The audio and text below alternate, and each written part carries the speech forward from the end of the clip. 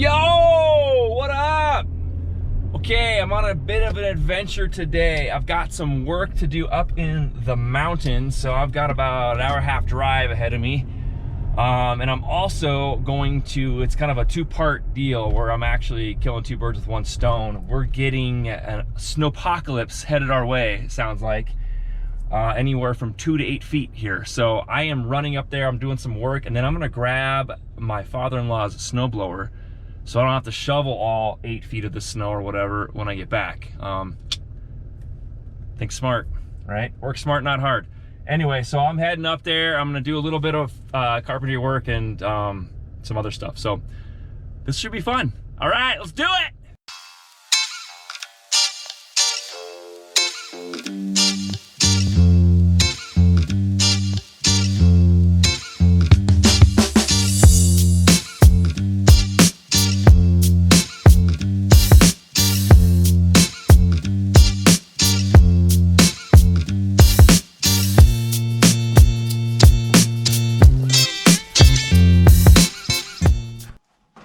So I'm actually here installing some crown molding.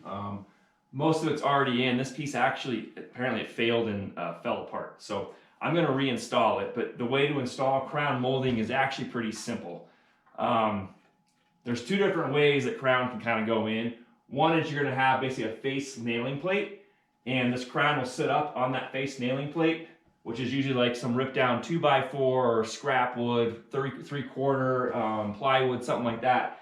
And it's going to be nailed back of the face, or back of the door, sorry, so right on the face of the cabinet. And what I would do is I would set that right in that nailing plate, and then I can nail that crown molding directly into my nailing surface.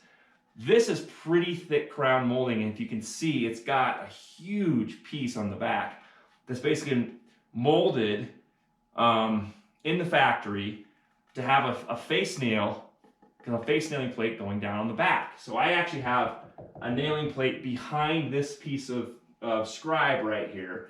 And what I'm gonna end up doing is I'm just gonna nail some 2-inch 16 gauge brad nails right to the back of this face, just proud of this scribe where my nailing surface is. So obviously it's already been cut to fit. I'm gonna stick it in there. I'm gonna take my brad nailer and fire a few nails in, and we're good to go.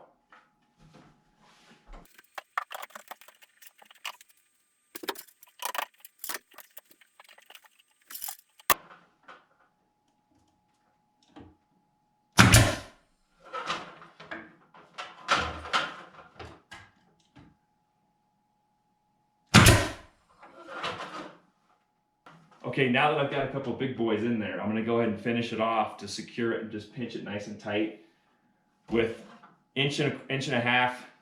These are gonna be 18 gauge nails. These are just a smaller brad nailer, same spot on the nailing surface.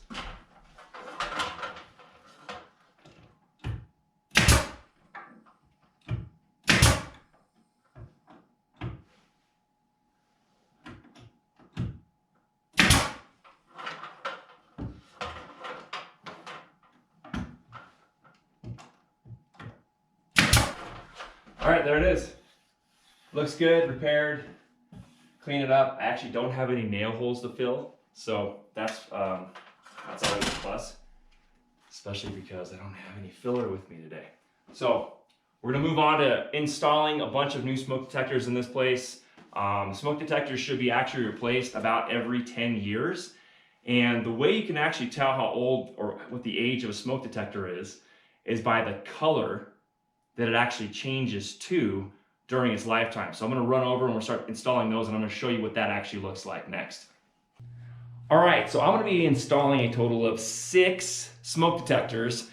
I need carbon monoxide per coat as well. And right now, the only carbon monoxide detectors are actually the plug-in variety located upstairs and downstairs in this property. I don't like the plug-in versions as well for 2 reasons. One, they're not actually hardwired, which they don't have to be per code, but they're not because they're plugged in. So if you were ever to lose the power on any sort of circuit, those could fail. They do have battery backup, but I do like the smoke and carbon monoxide combination when you only need 1 per level. So I like to have 1 per level in that main area location, hallway, living area, whatever it is. In this case, I've got one right above me I'm gonna swap out, and that way I can actually get rid of the ones that plug in, because those tend to get a little funky and wonky, especially with arc fault breakers, and they start chirping for no reason. So, cool thing about this is most smoke detectors, when you're replacing old ones, okay, and I'm gonna show you the color. I promised I'd show you this color. So here's the thing. I said they'd last about 10 years, sometimes 12. When they start looking yellow like this, it's time to get rid of them. They are past their life, okay? Smoke detectors and carbon monoxide detectors and combos should look nice, bright, and white. If you can see the difference in contrast, this one's super yellow. These are way past their prime, okay? So time to get rid of this. Bye. All right, the other cool thing that I'm gonna do today is when you're replacing smoke detectors in the ceiling, usually those rings are gonna be different, so they're not gonna adapt. I can't just stick this unit up on that surface on the ring mount and twist it in. It's not gonna fit the same. So you do have to replace the rings. Not a big deal. Just get an impact driver to make it quick, unscrew the old one, screw the new one into the rough-in box, and you're ready to go. The other thing is you have to rewire them, right? So you have your pigtail coming out of your rough-in box, okay? And you have to turn off the power in order to pigtail this new set of wires from the unit in. But there is an easier way if you don't want to mess with electrical. That's totally fine. There are adapters you can pick up that literally plug into the unit and then will plug into the existing connector on the old unit that you're taking off. So I can actually just pop this into the new unit and then plug this end into the actual connector that's already pigtailed into the rough-in box. I don't actually have to do any real electrical work. Plug it in, this ring's on, twist it, we're good to go. So I'm gonna get started. I got 6 to do. I gotta hurry, there's a big storm coming. Let's get to it.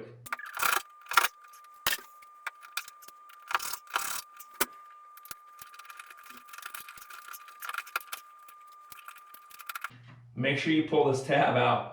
I almost forgot to set the battery. That's the reminder. Make sure that battery's in there and secure. Wasn't ready for that. That's the test button, and that'll let you know we're hot. Twist it, locked. Smoke carbon monoxide combo is set. 5 more.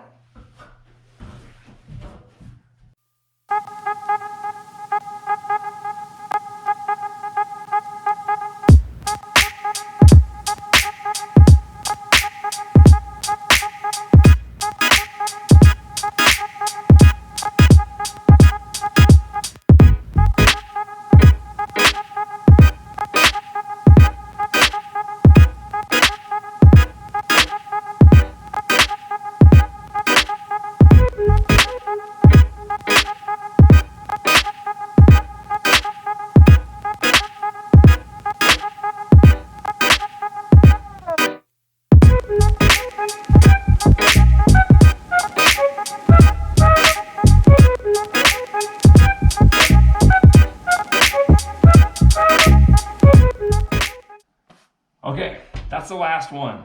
Now, one thing you've got to make sure you do is hit the test button to make sure everything's going. Just because that light's flashing doesn't mean that we're actually good to go. I know no one actually likes to hear the sound of a smoke detector, but we got to do it. I want to hear all of them connected together, so what I'm listening for is that echo in different rooms, which means we're golden. All right, that's it. Now, the hardest part is going to be getting the snowblower by myself into the back of my truck to take back down to fight off Snowpocalypse. One thing before I jump out of here is these connectors are kind of bulky on the back end. And one thing I've run into in the past, and I actually have run into on this project today, is that depending on how the wiring through the entire house has gone, some of these rough-in boxes may be junctioned with other circuits coming in, or we've got some sort of commotion, basically a mess up in the box, where I've got 2 or 3 different runs coming into one box and being used as a junction. Just based on how things get wired in a home, sometimes that's what happens.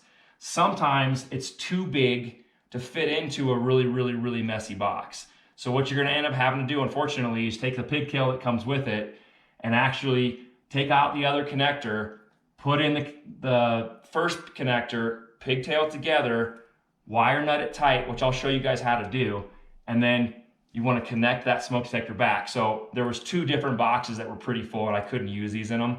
Unfortunately, I had to wire them, but that's not a big deal. You just go shut the power off, get your tester, connect everything, and then go through and test all your detectors to make sure everything is primo. All right, let's do it. Okay, sometimes these adapters are more of a curse than a blessing. And what happens is you've got a full box.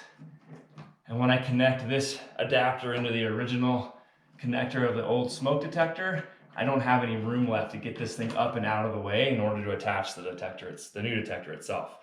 So what I gotta do is I gotta take this old detector out, or this old connector out, replace it with the connector that's come with my new unit, and I'm just gonna pigtail them together. And so they already come pre-spliced for you, which is nice. So all I'm gonna do, take my neutral and my hot, and I'm gonna expose the ends here.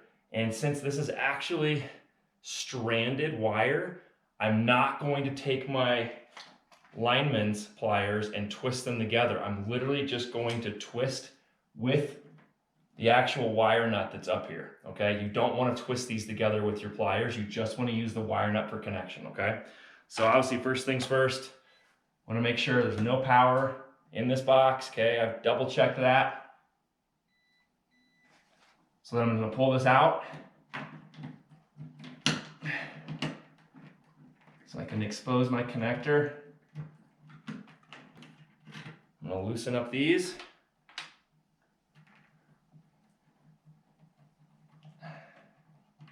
And take this old connector out.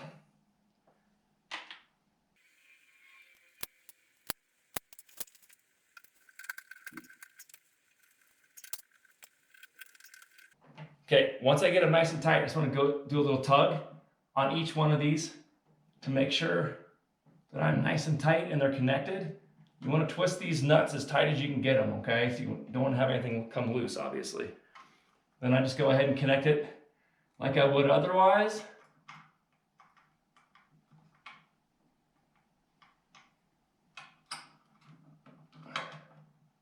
I'm going to push my nuts back up in the box.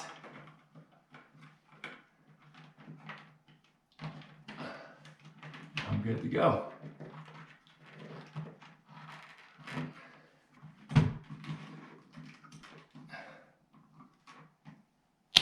That's all there is to it. Now, the biggest chore is going to be the snowblower. So let's get that thing loaded up as fast as we can.